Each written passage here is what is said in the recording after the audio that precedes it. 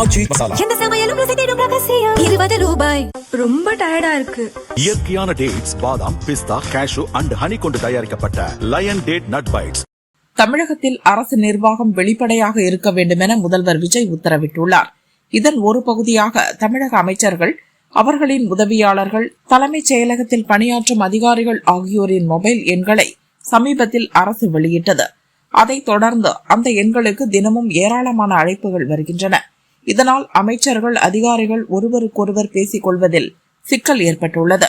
இதை தவிர்க்க அமைச்சர்கள் மற்றும் அதிகாரிகள் அவர்களுக்குள் பேசிக் கொள்வதற்கென தனி அலைபேசி எண்களை BSNL நிறுவனத்திடமிருந்து துறை வாரியாக வாங்க நடவடிக்கை எடுக்கப்பட்டுள்ளது.